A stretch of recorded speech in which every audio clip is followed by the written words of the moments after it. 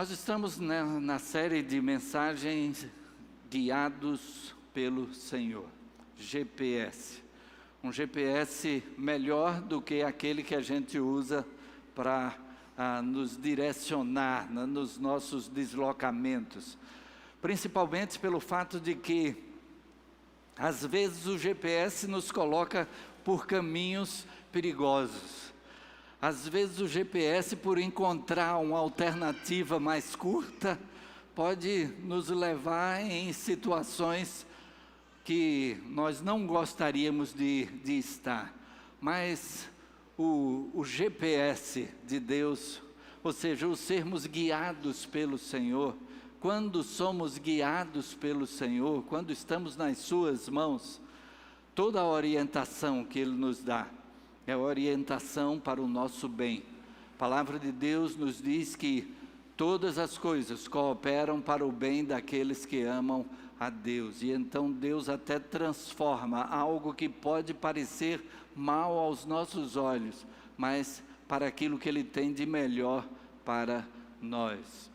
E gostaria de que nesta manhã começássemos lendo apenas um versículo. Vou pedir para a equipe de produção poder passar aí o slide para Atos capítulo 2. Estaremos lendo apenas o verso 42. Não sei se está havendo algum problema com a produção. Atos capítulo 2, verso 42. É um verso bastante conhecido e você pode acompanhar na sua Bíblia, quer seja em papel, quer seja acessando no seu celular ou tablet. Atos 2, 42, assim lemos: E perseveravam na doutrina dos apóstolos e na comunhão, no partir do pão e nas orações. Vamos ler juntos? E perseveravam na doutrina dos apóstolos e na comunhão, no partir do pão e nas orações. Vamos orar?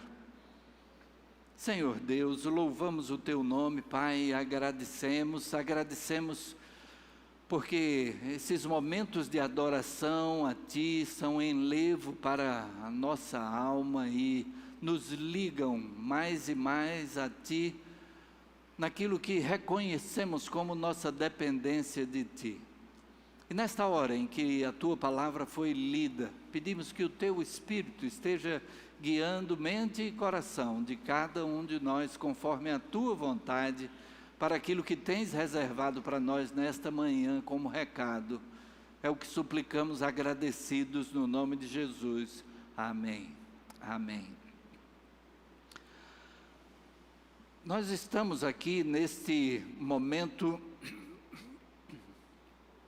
em que a igreja cristã está no seu início. Estamos aqui há apenas alguns dias depois da morte e ressurreição do Senhor. Lembramos que Cristo morreu numa sexta-feira, ao terceiro dia Ele ressuscitou, apareceu aos discípulos. O texto bíblico diz que uma semana depois Ele volta a aparecer aos discípulos. O livro de Atos nos afirma que durante um espaço de 40 dias, o Senhor Jesus teve vários encontros. O apóstolo Paulo vem a afirmar que houve determinado momento em que Jesus apareceu a mais de 500 irmãos. E as coisas estão se sucedendo assim por uma questão de dias. Depois desses 40 dias, o Senhor é levado às alturas, sobe ao Pai diante dos seus discípulos e promete que haveria de voltar da mesma maneira como Ele subiu. 2 anjos aparecem naquela hora e dizem: o mesmo Jesus que vocês acabaram de ver subir ao céu, Ele vai voltar. Só que Jesus havia prometido a descida do Espírito Santo. E então isso vem a acontecer em aproximadamente 9 dias. O dia de Pentecostes era celebrado 50 dias, e o nome Pentecoste vem disso aí, 50 dias depois da Páscoa. É um primeiro dia da semana, é um domingo, quando depois do sábado da Páscoa, Jesus ressuscita no primeiro dia, então um dia desde a Páscoa, aparece aos discípulos por 40 dias, então 41 dias desde a Páscoa, e o Pentecostes vem no 50º dia, então 9 dias depois apenas que Jesus foi elevado às alturas, cumpre-se o dia de Pentecostes, aquela promessa da descida do Espírito Santo. Não estaremos fazendo uma abordagem sobre este fato, senão destacando de que nós não precisamos pedir para o Espírito Santo vir como em Pentecostes, porque Jesus prometeu que Ele haveria de enviar o Espírito Santo para que estivesse conosco para sempre. Então o Espírito já veio, Ele está entre nós, Ele está em nós, e então nós não precisamos pedir que o Espírito possa vir novamente, que se repita aquilo que aconteceu em Pentecostes. O que precisa é que possamos estar cheios do Espírito, nos enchendo do Espírito, à medida que nos aproximamos, que o nosso relacionamento com Deus, ele vai se aprofundando. Então, estamos nesse período, e aí, com a descida do Espírito, manifestação por meio de línguas que foram entendidas por toda a população que estava presente ali. É isso que a palavra de Deus nos diz. Pedro prega, e como resultado dessa pregação, cerca de 3.000 pessoas entregam-se a Jesus Cristo, recebem a Jesus como Salvador e Senhor e são batizadas. E então nós chegamos nesse texto que nós lemos. Aquelas pessoas que agora abraçaram a fé em Cristo, e lembramos que quando Cristo foi para o céu, o livro de Atos no capítulo 1 vai dizer que o número de pessoas que se reunia como igreja, aguardando essa promessa de Jesus, era de cerca de 120 pessoas. Mas aí, 9 dias depois, são 3.000.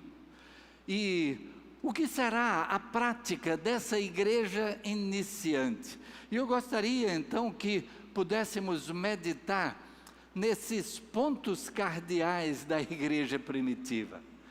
Os pontos cardeais, eles nos auxiliam na nossa localização, né? E então, norte, sul, leste, oeste, nós estamos aqui a aproximadamente 34 graus e 54 minutos a oeste do meridiano de Greenwich.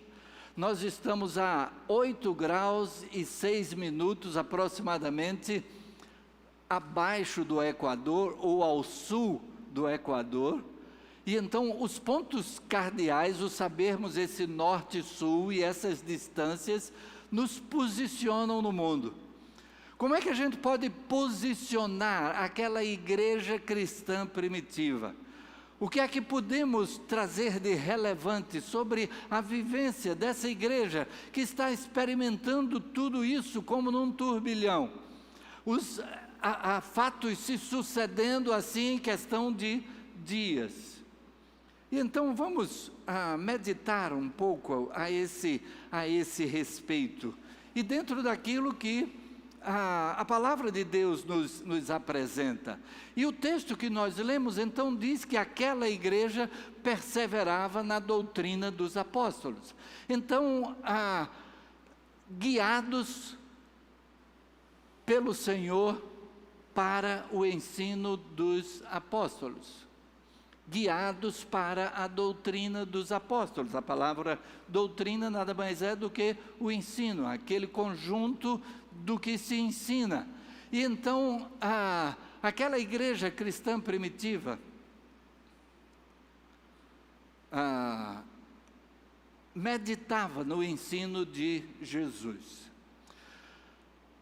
O Senhor Jesus passara 3 anos e meio à frente das multidões, muitas vezes, outras tantas vezes apenas com os 12, e outras vezes com um ou outro deles, falando particularmente a cada um. E o ensino de Jesus ficou então impregnado nos apóstolos. E ele foi transmitido pelos apóstolos. Por isso o texto menciona que eles meditavam, eles perseveravam na doutrina dos apóstolos, no ensino que os apóstolos transmitiam daquilo que haviam recebido do Senhor Jesus Cristo. E então, esse ensino ficou registrado nos evangelhos. Nós temos nos 4 evangelhos a descrição de tudo aquilo que o Senhor Jesus ensinou pessoalmente, mas também nos demais livros inspirados, nós temos a revelação de Deus para nós, o ensino dele para a nossa vida. O apóstolo Paulo vai dizer: eu recebi do Senhor o que também vos entreguei. E então, os livros inspirados por Deus, eles nos servem disso que a igreja cristã primitiva também tinha: base para estudo, meditação, aprendizado, prática de vida. Perseveravam na doutrina dos apóstolos, mas também perseveravam na comunhão. Eles eram guiados pelo Senhor para uma vida em comunhão. Havia nisso aí um entendimento quanto à volta de Cristo, porque a comunhão que eles praticaram era daquele jeito que a narrativa bíblica nos apresenta, de que eles vendiam mesmo suas propriedades e bens e colocavam tudo aos pés dos apóstolos, para que os apóstolos distribuíssem entre todos. Qual era o significado disso? O pensamento era de que Jesus Cristo foi para o céu, vai voltar. O que é que adianta eu ter um patrimônio? O que é que adianta eu ter uma terra em algum lugar, enquanto o meu irmão pode estar passando uma necessidade? E então eles passaram a vender tudo e vamos ter tudo em comum até que Jesus volte. Sendo que já fazem 2000 anos, não é? Que a promessa existe e nós continuamos aguardando a vinda do Senhor Jesus.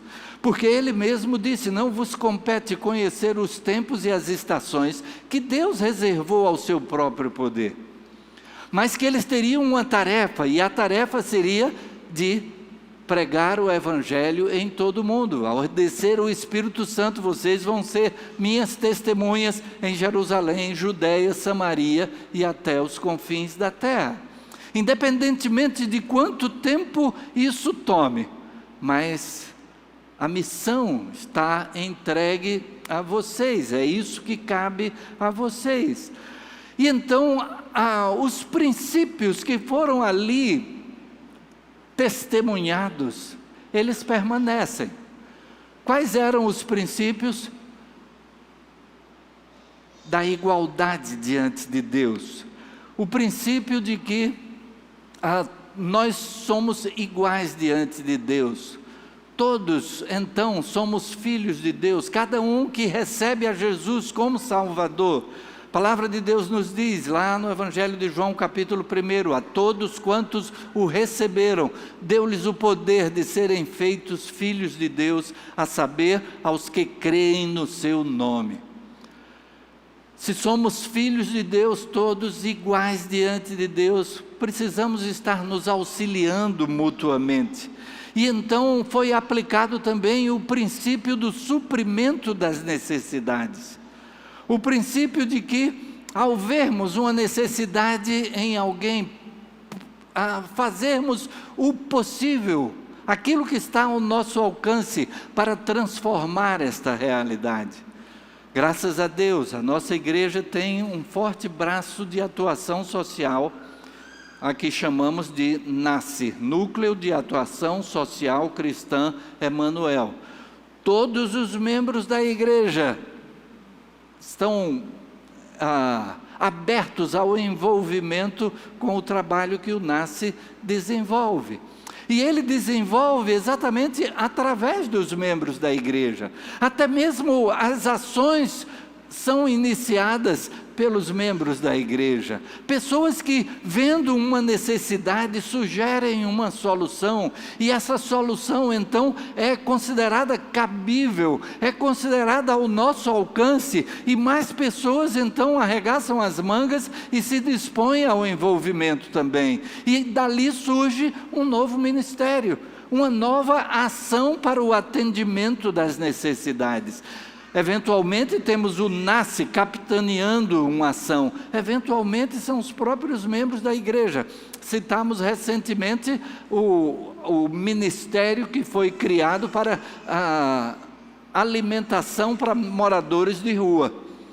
Começou com um casal que compartilhou com um pequeno grupo, que compartilhou com a igreja, e de repente tornou-se algo regular e sistemático na igreja, e pessoas saem daqui aos sábados, quer dizer, antes de sair, né, já vem para cá para preparar a alimentação. Uma equipe prepara a alimentação pela manhã, uma equipe empacota essa alimentação à tarde, e outra equipe sai à noite pelas ruas para entregar aos necessitados que estão aí deitados nas ruas, morando nas ruas. Então, os princípios continuam, o princípio da igualdade, o princípio do suprimento das necessidades. E quantas vezes temos isso sendo realidade, por exemplo, num pequeno grupo, onde alguém está passando uma necessidade e o próprio grupo chega junto para o suprimento dessa necessidade. E, como igreja, temos podido atuar em todos esses aspectos. E então, em terceiro lugar, nesses pontos cardeais da igreja primitiva, que perseverava na doutrina dos apóstolos, na comunhão, mas o texto bíblico nos fala a respeito de serem guiados para o partir do pão. Esse partir do pão a aplicação aqui é um pouco diferente desse anterior, quando falamos no suprimento das necessidades, o que seria o repartir do seu pão. Aqui a expressão diz respeito àquilo que o Senhor Jesus estabeleceu como memorial da sua morte. Fazei isto em memória de mim. A prática da ceia do Senhor, a prática de relembrar que Cristo morreu pelos nossos pecados, ressuscitou e voltará no dia próprio, no tempo próprio de Deus. E então, esse memorial da sua morte fala também do anúncio da sua segunda vinda. O apóstolo Paulo, escrevendo aos Coríntios, ele vai dizer: porque todas as vezes que comerem este pão e beberem deste cálice, vocês estarão anunciando a morte do Senhor até que Ele venha. Então Cristo morreu pelos nossos pecados. Aquela cerimônia lembra o sacrifício de Jesus na cruz, para que nunca deixemos de ter isto como relevante na nossa vida. Cristo entregou a própria vida no meu lugar, no seu lugar, para nos dar salvação, perdão, vida eterna, vida abundante, como ele diz e está registrado em João capítulo 10. E então isso está associado à proclamação do Evangelho. Aquela era uma igreja que repetia com frequência o anúncio de que Cristo morreu pelos nossos pecados, ressuscitou e um dia vai voltar para reunir os seus, reunir aqueles que o receberam como Salvador e Senhor. Então, aquela igreja tinha como característica perseverar no ensino dos apóstolos, no estudo da palavra de Deus, no aprofundamento na palavra de Deus, procurando entender ao máximo aquilo que Deus deseja implementar na nossa vida. Aquela era uma igreja que perseverava na comunhão, buscando o compartilhamento de tudo que acontece na vida. Era uma igreja que perseverava no partir do pão, proclamando que Cristo morreu, ressuscitou, um dia vai voltar, e é preciso que creiamos nele como nosso Salvador e Senhor. E finalmente, eles eram guiados também para a oração. E é interessante que Lucas faz o registro aqui, deixando a oração em último lugar nessa narrativa. Mas a gente sabe que talvez foi para que fosse dada atenção a esses 3 aspectos, mas sabendo que tudo depende da oração, de estarmos unidos a Deus em oração, de podermos abrir o nosso coração diante dEle e conversar com Ele como a gente conversa com o amigo. Tem aquele cântico que diz, né, não existe nada melhor do que ser amigo de Deus, caminhar seguro na luz, desfrutar do seu amor, ter a paz no coração, viver sempre em comunhão e assim perceber a grandeza do poder de Deus na nossa vida. E então a nossa amizade com o Pai é daquele tipo de amizade do filho que conversa de tudo com o pai. Um pai que é amoroso, um pai que quer o bem do seu filho. E então nós podemos abrir o nosso coração diante de Deus, mesmo quando no nosso coração há alguns questionamentos sobre algo que Ele permite na nossa vida. E temos exemplo dos servos de Deus do passado que assim o fizeram, que questionaram a Deus. Temos o exemplo de Jó, temos o exemplo de Jeremias, temos tantas pessoas que colocaram-se diante de Deus dizendo, Deus, o que é que está acontecendo? Mas aí a gente tem também aquele versículo, né, já citado de Paulo, quando diz, todas as coisas contribuem juntamente para o bem dos que amam a Deus. E podemos estar descansados nas suas mãos. E então temos o reconhecimento da nossa dependência de Deus. Aquela era uma igreja que tinha esse reconhecimento. E que sabia que Deus é que poderia fazer tudo. O Senhor Jesus tinha dito que a nossa vontade e a realização, que tudo vem de Deus. E a gente vai ter um momento, pouco tempo depois deste em foco, em que a igreja começa a sofrer perseguição. E é um momento quando os apóstolos são presos pela pregação do Evangelho. Mas eles não se calam mesmo diante das autoridades. O apóstolo Pedro vai questionar a ordem para não pregar em nome de Jesus, e ele diz, avaliem vocês mesmos, autoridades, se é lógico para mim obedecer a vocês ou a Deus, porque não podemos deixar de falar do que temos visto e ouvido. E aí eles são libertos, as autoridades não têm como castigá-los, porque eles estavam presos depois da cura de um homem aleijado, pela benfeitoria que foi feita ao homem. E eles são soltos e voltam para junto da igreja. E a igreja então fica alegre com aquela soltura. E então a igreja ora. E o que é que a igreja diz nessa oração? Atos capítulo 4. A igreja vai dizer, Senhor, se reuniram todas as autoridades contra Jesus Cristo e agora também contra nós. Mas agora, Senhor, olha para elas. E aí a gente fica pensando que eles fossem dizer, não deixa que elas façam mal a nós. Mas o que eles dizem é, olha para elas, mas dá intrepidez aos teus servos para que anunciem com coragem a mensagem da salvação em Jesus Cristo. O que pode acontecer conosco, eu não sei, é o que a igreja diz, né? O mestre foi crucificado. Como será conosco, não sabemos.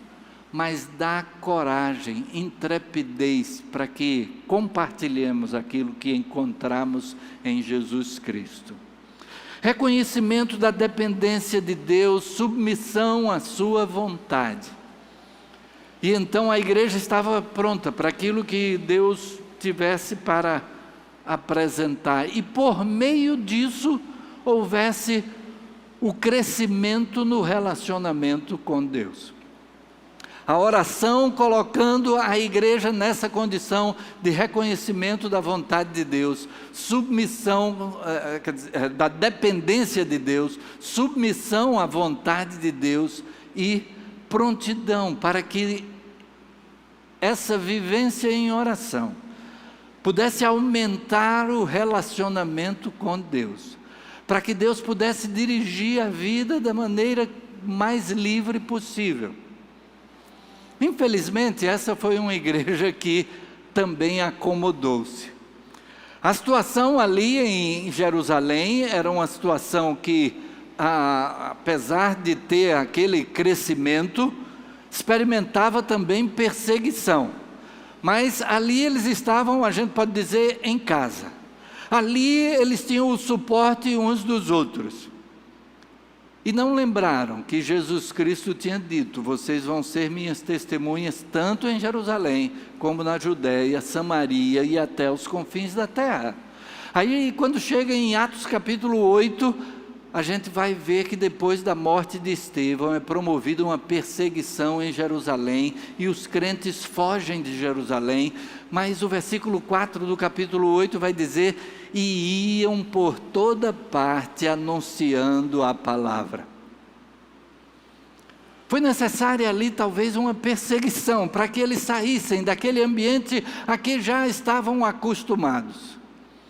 E aí foi necessário que viesse então essa condição para que fossem por toda parte anunciando a palavra. E aí nós temos o relato do livro de Atos, da maneira como o evangelho foi se expandindo para todas as localidades. Guiados para a oração. Então, guiados para a doutrina dos apóstolos, guiados para a comunhão, guiados para o partir do pão na proclamação da mensagem da morte de Cristo em nosso lugar, guiados para a oração, para a dependência de Deus, para um relacionamento próximo com Ele. Esse é o fundamental. Não adianta estudarmos a palavra se não tivermos o relacionamento com Deus. Não adianta tentarmos estudar a palavra e tentar viver em comunhão se não for resultado do nosso relacionamento com Deus. Não adianta lermos a palavra, vivermos em comunhão, proclamarmos a salvação em Cristo, se não for resultado do nosso relacionamento com Deus. A origem de tudo está na maneira como estamos submissos a Ele. Então, aquela foi uma igreja que fez assim, e isso está registrado em um versículo, o versículo 42 desse capítulo 2. Mas vamos ver então o que é que diz o restante desse texto até o verso 47. Em cada alma havia temor, e muitos prodígios e sinais eram feitos por intermédio dos apóstolos. Todos os que creram estavam juntos e tinham tudo em comum. Vendiam as suas propriedades e bens, distribuindo o produto entre todos, à medida que alguém tinha necessidade. Diariamente perseveravam unânimes no templo, partiam pão de casa em casa e tomavam as suas refeições com alegria e singeleza de coração, louvando a Deus e contando com a simpatia de todo o povo. Enquanto isso, acrescentava-lhes o Senhor, dia a dia, os que iam sendo salvos. Qual foi o resultado desse posicionamento assumido pela igreja cristã primitiva, desses 4 pontos cardeais daquela igreja. E eu gostaria que a gente aqui enumerasse o que é que está listado nesse texto. E então nós temos que os resultados foram: número 1, em cada alma havia temor. 2, prodígios e sinais eram feitos. Eles estavam juntos. Eles tinham tudo em comum. Necessidades eram supridas. Estavam unânimes. A unidade é algo pelo que o Senhor Jesus orou. Termos o mesmo pensamento, construirmos juntos aquilo que Deus quer de nós como igreja. É algo que Jesus orou ao Pai dizendo: assim como tu, ó Pai, és em mim e eu em ti, que eles sejam um em nós, para que o mundo creia que tu me enviaste. Por isso trabalhamos buscando sempre essa unidade, caminharmos juntos, compartilharmos então dos propósitos que Deus tem colocado diante de nós. E eles estavam unânimes no templo e de casa em casa.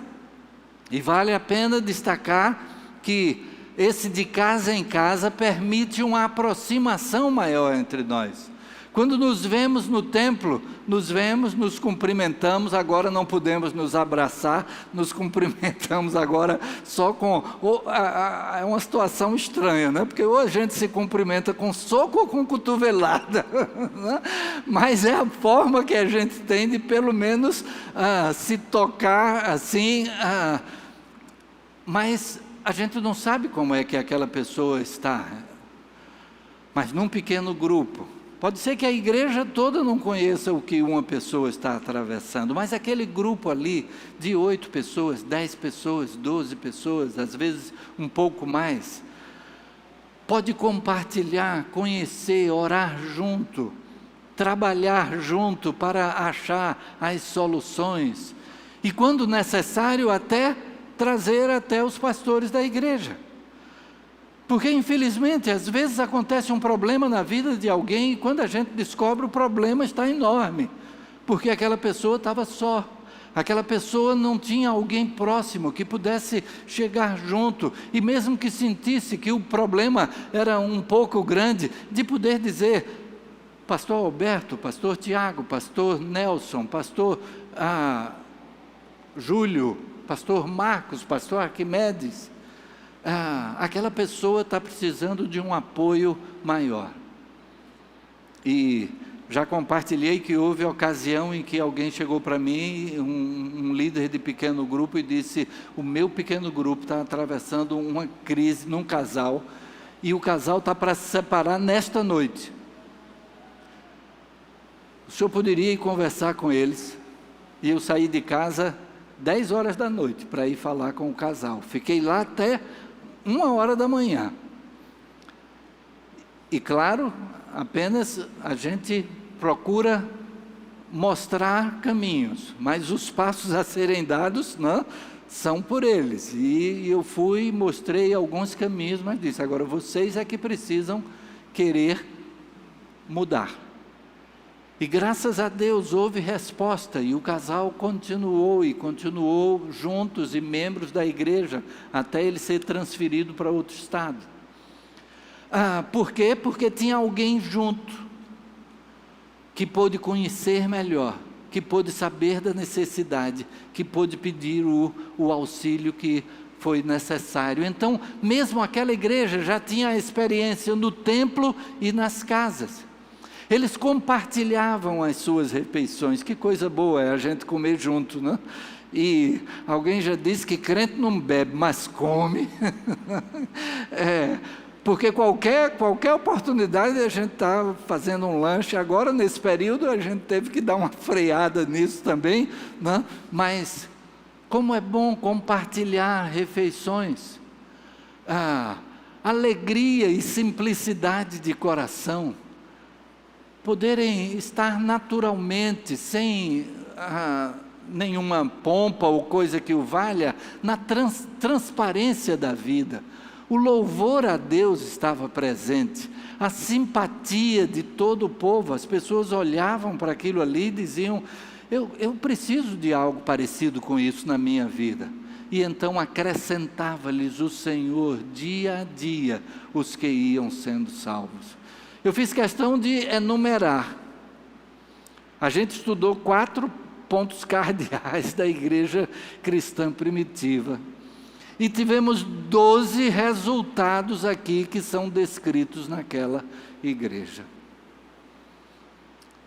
Parece que a conta aí bate com 4 vezes 3 da Trindade. Deus Pai, Filho e Espírito Santo agindo no meio da igreja e a multiplicação dos resultados. O que é que Deus tem para cada um de nós? Em primeiro lugar, Ele tem salvação, perdão, vida eterna para todo que recebe a Jesus como Salvador e Senhor. Como Salvador, Ele nos dá a segurança dessa vida eterna.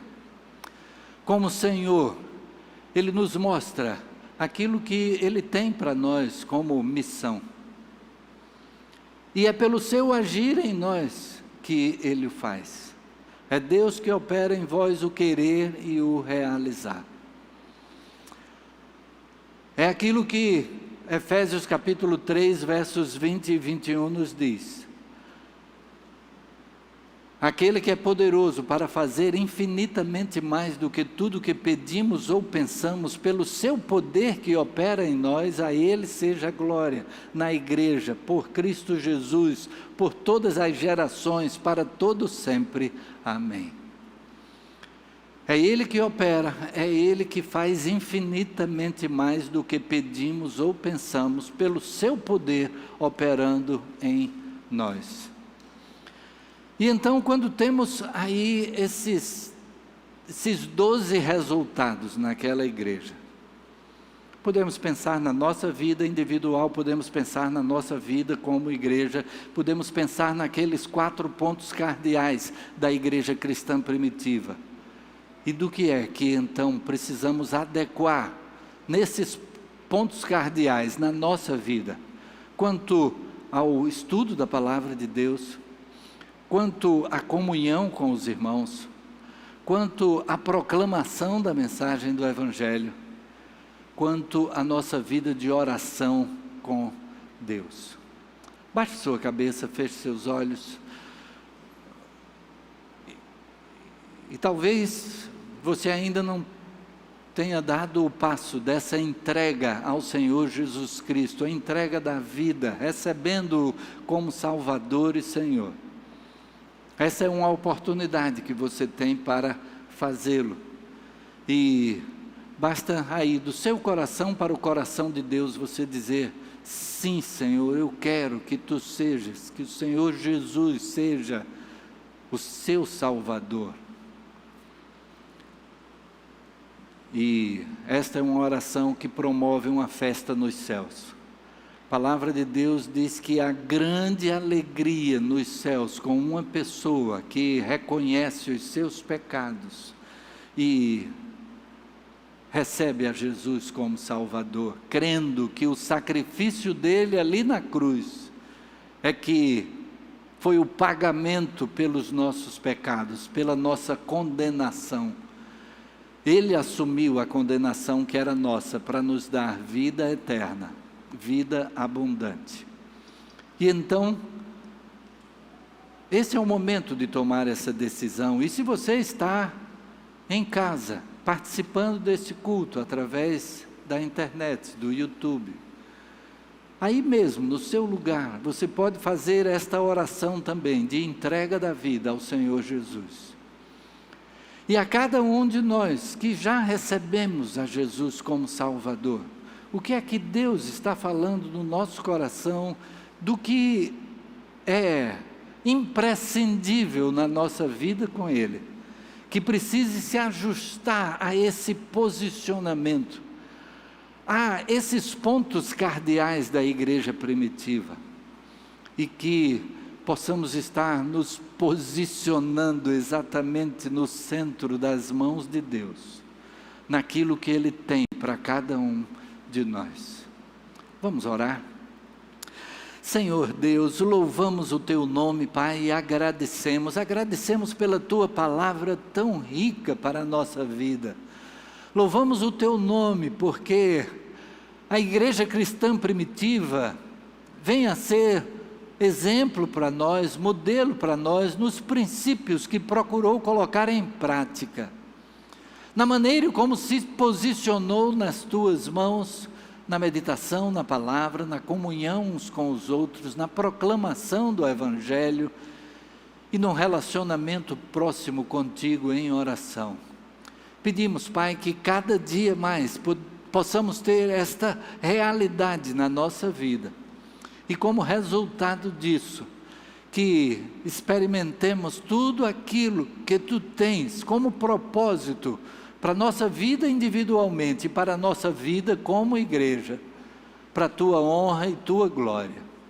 Continua a falar ao nosso coração ao longo desta semana, no culto, logo mais à tarde, e em cada experiência que nos está reservada nesses dias, e que possamos estar colocando em prática a Tua vontade para nós, para honrar e glorificar o Teu nome. É a oração que fazemos agradecidos no nome de Jesus. Amém. Amém.